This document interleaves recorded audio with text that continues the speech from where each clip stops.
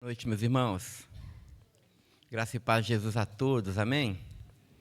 Amém, amém. Nós estamos estudando, nesses dias, das nossas noites de domingo, a carta de Judas, mas hoje eu gostaria de fazer uma pequena pausa no nosso estudo e continuaremos na semana que vem. Eu quero aproveitar que na sexta-feira foi comemorado o Dia dos Namorados, não é isso? Né? Não teve o Dia dos Namorados? O pessoal nem se lembra, mas teve o Dia dos Namorados, na sexta-feira teve a comemoração. E aí a Viviane me sugeriu, não sei porquê, de eu falar um pouquinho sobre essa temática, que é a temática do amor. Eu queria que os irmãos, então, abrissem suas Bíblias no Evangelho de João, capítulo de número 13.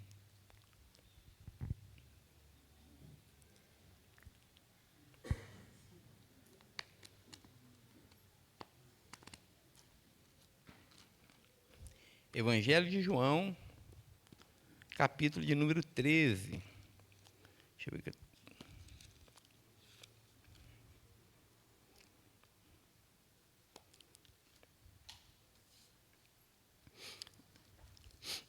E nós vamos fazer a leitura apenas de um verso, que é o verso de número 34.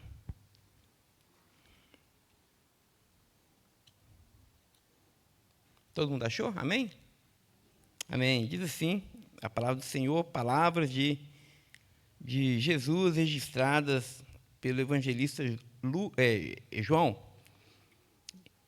João escreveu: eu lhes dou um novo mandamento, que vocês amem uns aos outros, assim como eu os amei. Dessa mesma forma que vocês também amem uns aos outros. Pai Santo, nós te damos graças pela tua santa, bendita, eterna e poderosa palavra. E que nessa noite, Senhor, o Senhor possa, por meio dela, trazer vida aos nossos corações. Senhor, nós não clamamos apenas por entendimento, mas nós te clamamos por revelação. Que o Senhor possa abrir os olhos do nosso coração, Senhor.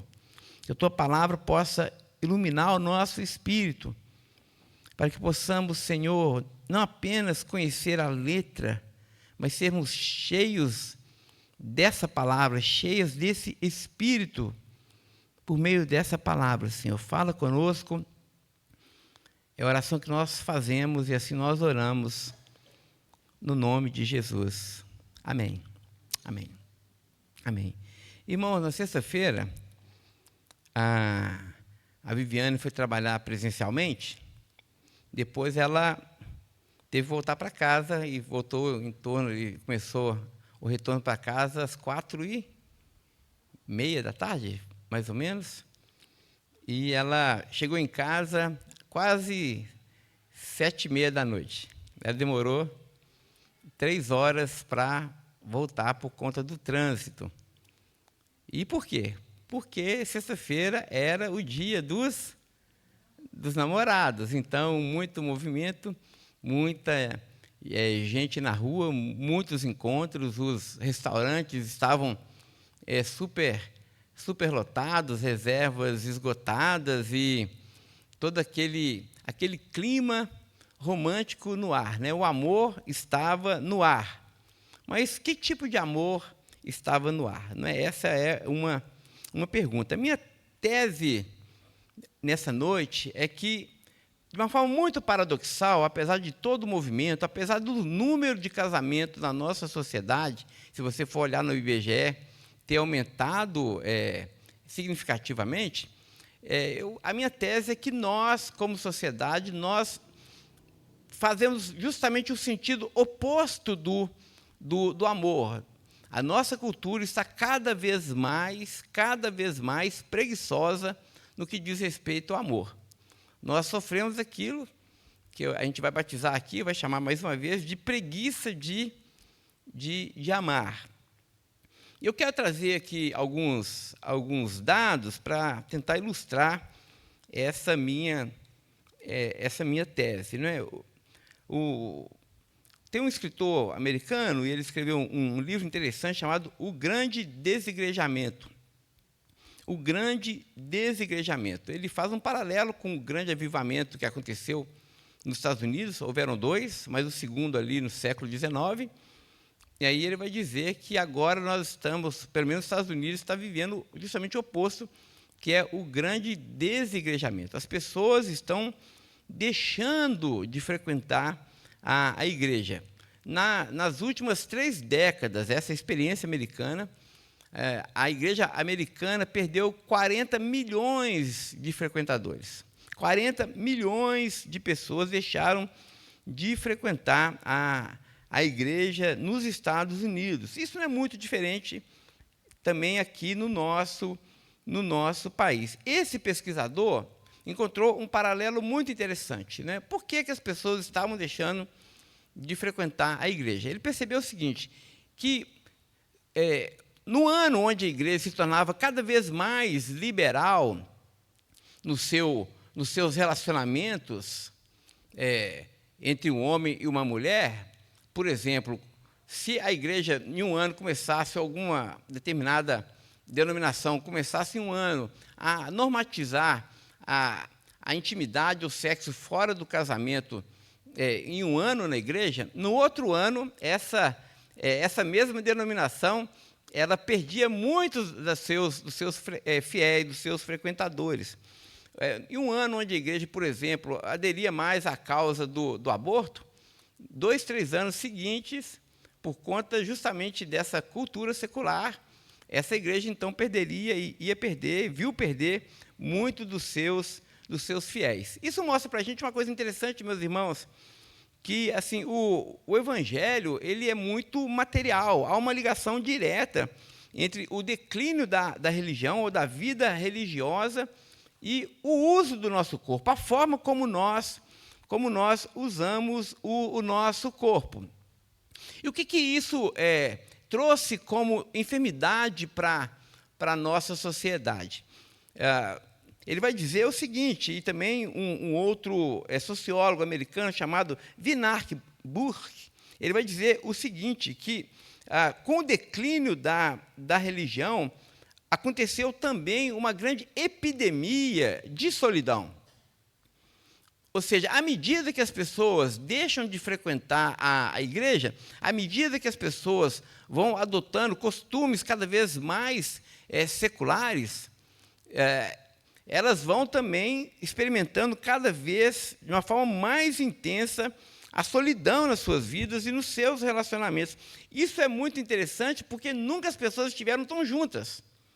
Nunca as pessoas, as redes sociais, os fenômenos sociais, o TikTok, o Instagram, as comunidades, têm, em certo aspecto, colocado as pessoas cada vez mais próximas. Nós vivemos no Mecmundo, né, assim, onde as pessoas estão muito ali agrupadas, muito reunidas.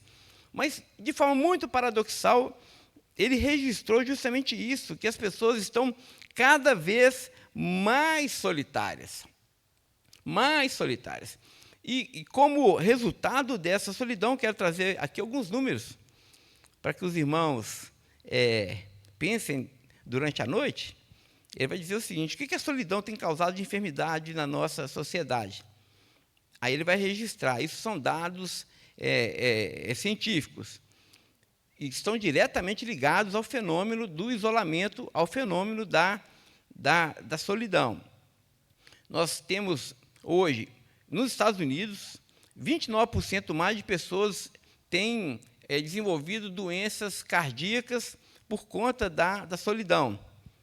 30% mais no número de pessoas que têm morrido por causa de infarto nos Estados Unidos, por conta da solidão. Nós temos testemunhado também um aumento de casos de demência em 50%, diretamente ligado à solidão, ao desigrejamento, à falta de senso de comunidade. Também nós temos agregados à questão da solidão um aumento de 60% a mais na última década, ou nas últimas 2 décadas, no número de suicídios. Então, de pessoas que morrem prematuramente. E aqui um dado importante, um parêntese importante. Antigamente, suicidavam mais homens de meia idade. O número de suicídio agora entre jovens, adolescentes e até crianças estão superando o número de pessoas maduras. Ou seja, o suicídio está atingindo justamente aqueles indivíduos na fase inicial da vida, né? Então, isso é um dado importante. Nós também temos testemunhado 20% a mais no aumento de depressão em crianças, algo que era inédito. Você vê uma criança de 5, 6 anos com depressão, hoje nós temos um aumento gigante no número de crianças com problemas psiquiátricos, e dentre eles o problema da depressão. Aí outro dado importante sobre a questão da solidão é que uma pessoa que é profundamente solitária, ela tem uma carga de doença em questões pulmonares, respiratórias, equivalentes a ela fumar 5 cigarros por dia. Olha que dado interessante. Às vezes você fala que você não fuma, né? Mas quem sofre de depressão profunda, de solidão profunda, ele também tem 5...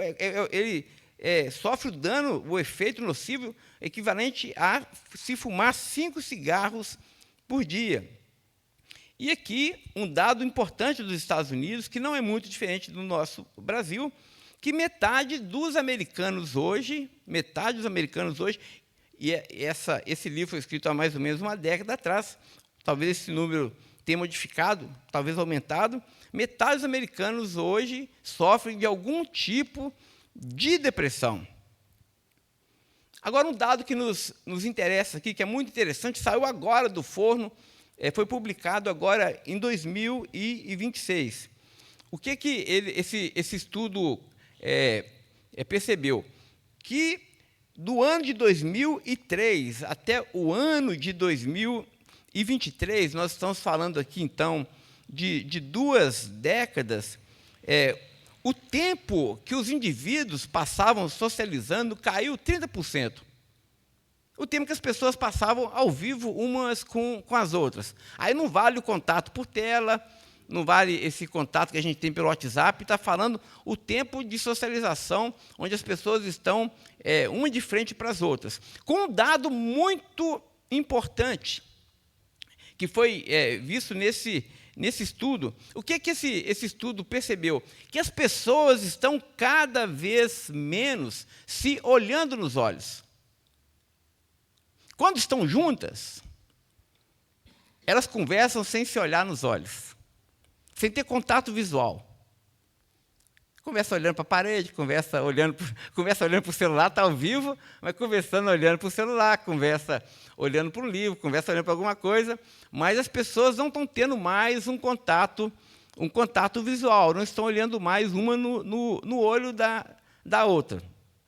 E outro dado importante também, que é ligado a esse, as pessoas não estão se olhando mais, mas também as pessoas não estão se tocando mais. Elas não estão tendo mais contatos físicos.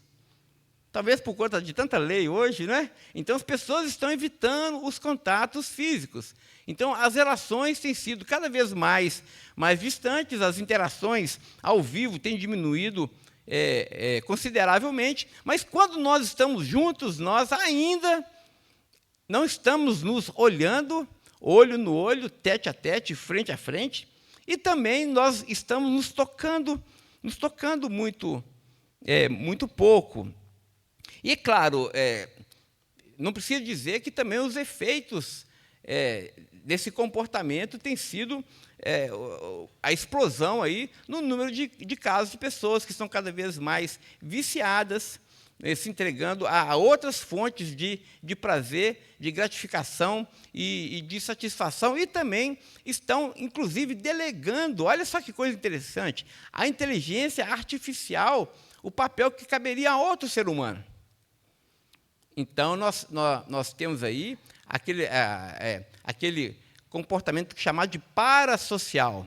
O que é o comportamento parasocial? É justamente isso, você delegar a uma máquina, a uma inteligência artificial, a um algoritmo, os seus segredos mais íntimos. Então, nós temos hoje, a Débora, psicóloga, sabe, hoje você consegue usar IA para ser seu psicólogo. Hoje você consegue usar uma inteligência artificial para que você converse com ela, ela seja sua amiga. Ou seja, as pessoas não estão se conectando e estão adoecendo à medida que também elas têm substituído os contatos artificiais pelos os contatos de humanos, né? Então, as pessoas, sem dúvida alguma, da nossa sociedade, nós estamos vivendo um mundo muito de cabeça para baixo, não é?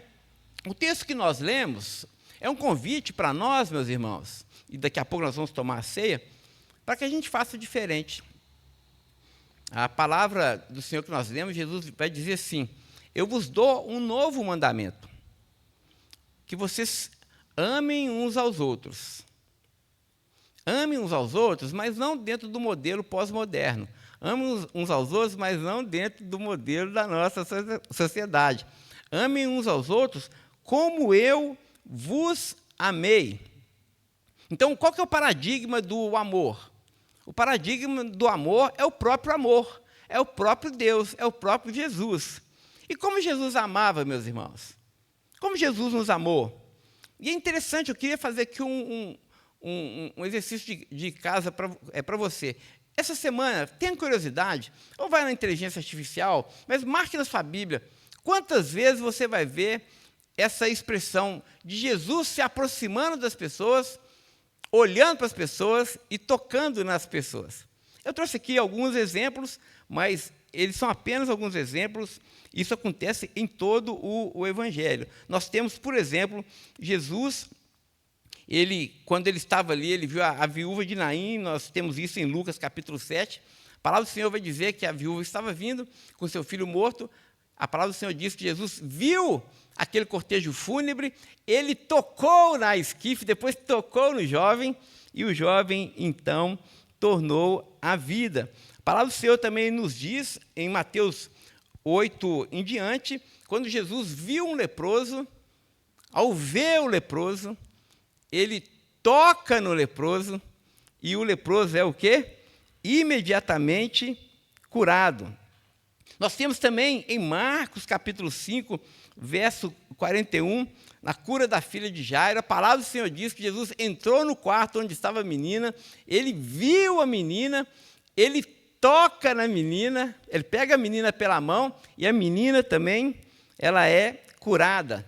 Na parábola do bom samaritano, a gente vai ver lá de uma forma muito clara que o levita e também o sacerdote, né, passaram por ali, eles deram de largo e não atenderam ao homem caído na beira da estrada, mas o bom samaritano, o que ele fez? Ele viu o homem caído e tocou no homem que estava caído e lhe prestou socorro.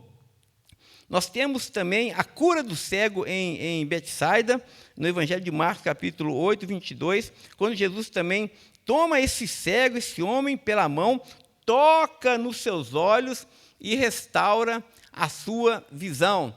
Nós temos também a parábola do filho pródigo, quando Jesus vai dizer que o pai viu o seu filho ao longe, correu e depois, ao ver o seu filho que prostrou, ele toca nos seus filhos e ordena que as suas vestes sejam trocadas. Então, meus irmãos, como Jesus nos amou? Jesus nos amou seguindo essa seguinte ordem, isso está em todo o Evangelho, né? Jesus vê, Jesus toca e Jesus nos restaura. Então, nos percebe, nos toca e nos restaura. E por que eu fiz um paralelo com o Dia dos Namorados, não é? Por que eu fiz também esse paralelo, pensando aqui, de uma forma mais ampla, dos nossos relacionamentos? É que eu quero fazer algumas perguntas provocativas para os irmãos pensarem. Qual foi a última vez que você, de verdade, olhou no olho do seu irmão? De verdade, assim, não é en passant. Que o seu irmão sentiu que você de fato estava ali.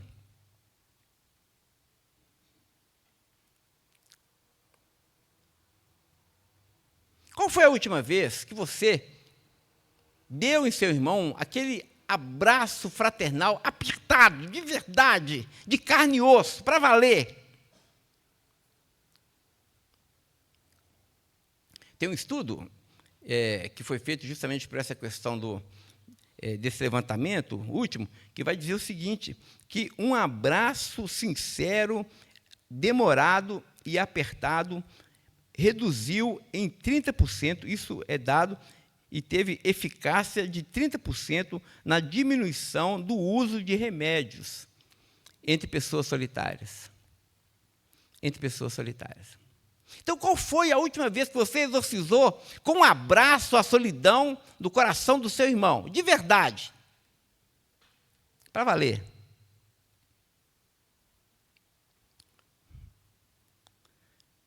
E dentro da sua casa? Com a sua esposa, com o seu marido? Eu tive um privilégio, a Viviane adoeceu, os irmãos sabem disso. Eu fiquei com ela no hospital ali, bons dias internado. E tinha uma prática que a gente, quando você está internado, você faz. Que é justamente essa prática. Toda hora eu via se ela estava respirando. Eu a olhava nos olhos e eu a tocava. Para ver se ela tinha febre, tocava para dar banho, tocava para ajudar ela a se locomover. Então, eu via de verdade, porque estava ali. Eu a tocava, porque ela precisava do meu toque. E isso ajudou pelo menos a produzir cura nela. Qual foi a última vez que você tocou na sua esposa? Eu não estou falando aquele toque sexual, que é mais cheio de interesse muitas vezes, mas aquele toque mesmo, de dizer, olha, eu sou presença viva aqui do seu lado, conta comigo, eu estou aqui.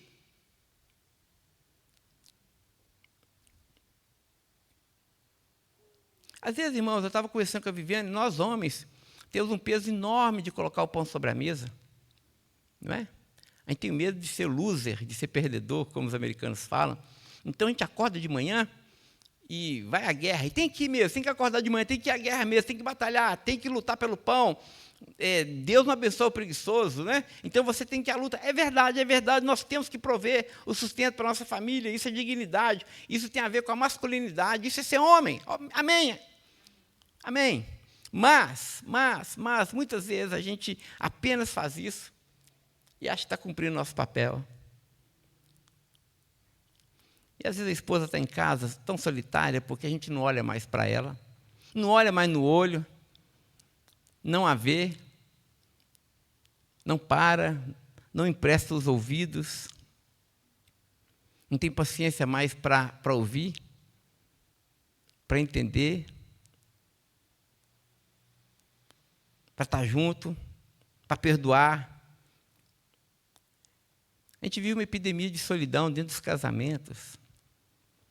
Né? Muitas vezes as esposas também não têm tempo para o marido mais. Trabalha, cuida da casa, cuida do filho, às vezes se esconde atrás do trabalho, às vezes se esconde atrás do cuidado da casa, às vezes se esconde atrás do cuidado do filho para não ter tempo para o marido, e tempo de verdade. Tempo para que ele abra o coração. E eu quero dizer aqui uma coisa, os homens têm vontade de abrir o coração. Já que está lavando roupa suja, né? Talvez esse vídeo nem suba, né, Luiz? Se for proibido para menores, né? Depois a internet vai me processar. Mas nós homens desejamos abrir o nosso coração. Porque a gente também é de carne e osso. A gente fala, os homens não falam. os homens querem falar também. E querem falar com as suas esposas. Às vezes falar de uma tentação. Às vezes falar de uma insegurança. Às vezes falar de um medo, de uma frustração de trabalho, profissional, existencial. E às vezes a gente não fala, sabe por quê? Porque a gente tem um medo enorme da esposa nos considerar fracos. E às vezes a esposa não fala, mas está no olhar dela.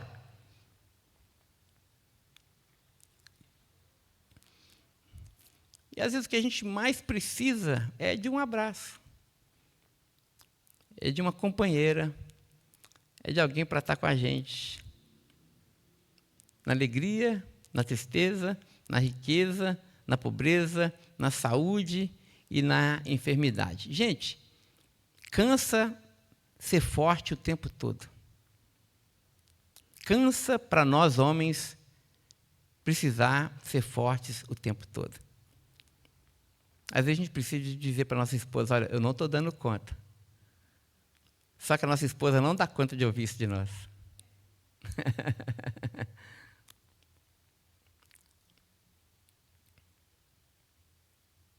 Mas cansa para a esposa também ser solitária o tempo todo.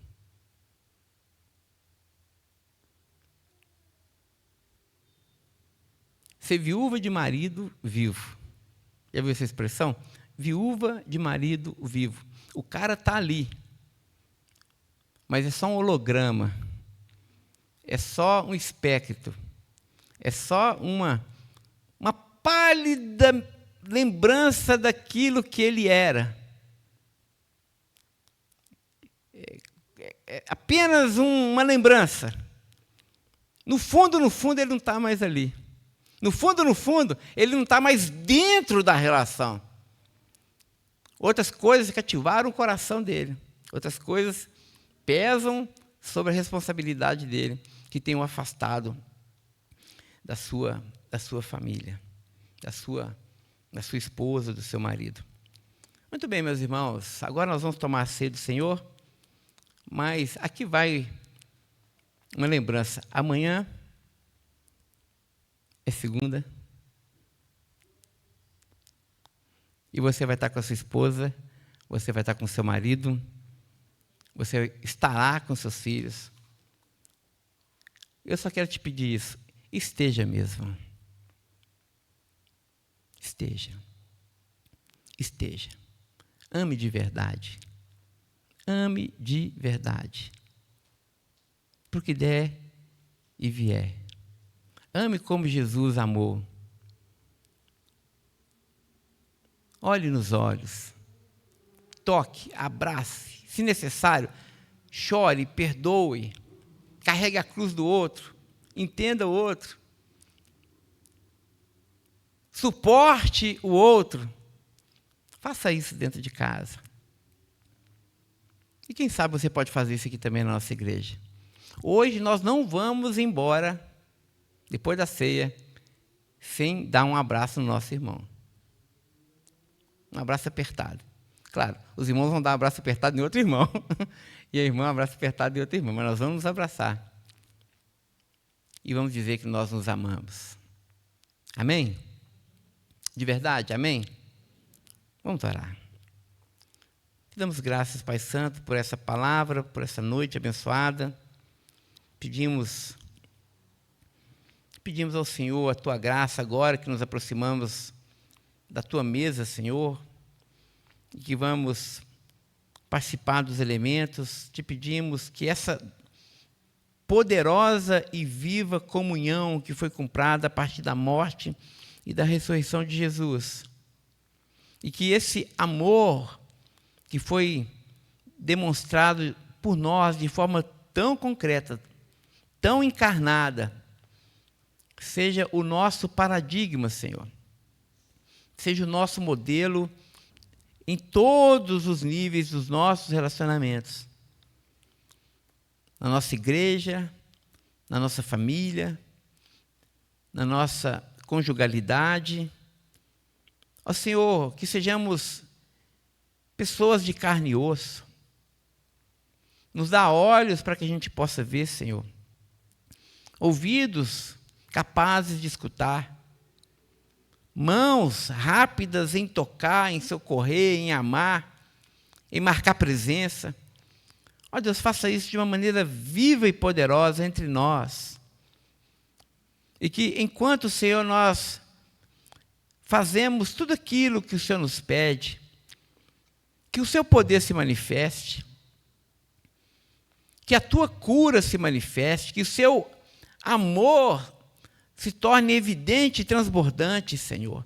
Que o Senhor possa reavivar, reacender a chama desse verdadeiro amor entre nós, para que não haja solidão nos nossos corações, nos nossos relacionamentos, nas nossas experiências. Ó Deus, acende novamente a chama desse amor. Faça isso para a sua glória. É o que nós te pedimos, Senhor, e assim nós oramos, em nome de Jesus. Amém.